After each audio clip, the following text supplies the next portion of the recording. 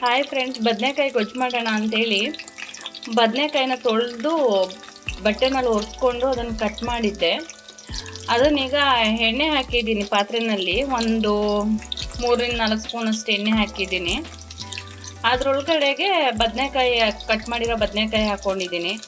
ಅದನ್ನು ಬರೀ ಎಣ್ಣೆನಲ್ಲೇ ಚೆನ್ನಾಗಿ ಫ್ರೈ ಮಾಡ್ಕೋಬೇಕು. ಎಣ್ಣೆಯಲ್ಲಿ ಈಗ ಬದನೆಕಾಯಿ ಎಲ್ಲ ಚೆನ್ನಾಗಿ ಫ್ರೈ ಆಗಿದೆ. ಈಗ ಅದರಲ್ಲಿ 2 ಟೊಮೊಟೊ ಚಿಕ್ಕದು, ಸ್ವಲ್ಪ ಕರಿಬೇವಿನ ಸೊಪ್ಪು, 1-2 ಈರುಳ್ಳಿ ಕಟ್ ಮಾಡಿರೋದನ್ನು ಇದರೊಳಗಡೆ ಸೇರಿಸ್ತಾ ಇದ್ದೀನಿ. ಅದ್ರ ಜೊತೆಗೆ ಸ್ವಲ್ಪ ಅರಿಶಿನ ಮತ್ತು ಉಪ್ಪು ಹಾಕಿದ್ದೀನಿ. ಈಗ ಇದನ್ನು ಚೆನ್ನಾಗಿ ಮಿಕ್ಸ್ ಮಾಡ್ಕೊಳ್ಳೋಣ.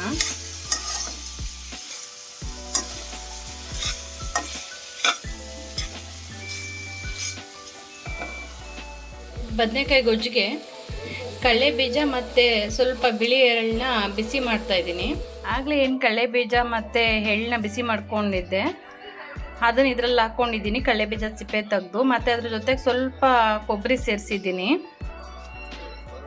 ಮತ್ತು ಒಂದು 3-4 ಎಸ್ಳು ಬೆಳ್ಳುಳ್ಳಿ ಹಾಕಿದ್ದೀನಿ. ಮತ್ತು 1 ಇಂಚಷ್ಟು ಶುಂಠಿ ಹಾಕ್ತಾಯಿದ್ದೀನಿ.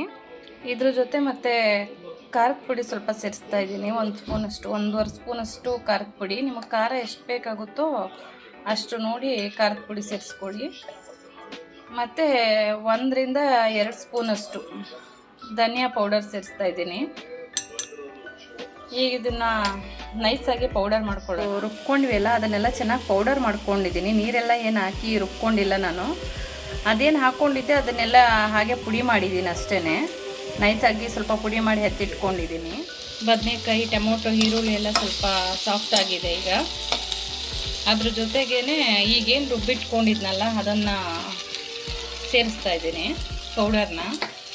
ಅದನ್ನು ಸ್ವಲ್ಪ ಎಣ್ಣೆನಲ್ಲೇ 1-2 ನಿಮಿಷವರೆಗೂ ಹುರ್ಕೊಳ್ಳೋಣ. ಹಾಗೇನೆ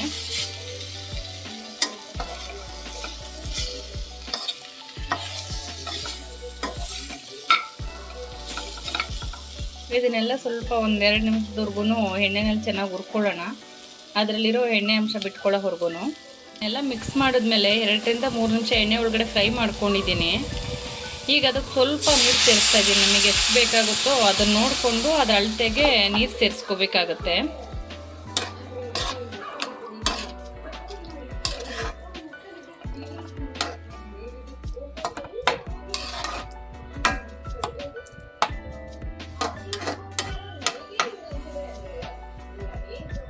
ನೀರು ಸೇರಿಸಿದ್ದೆಲ್ಲ ಹಾಗಿದೆ.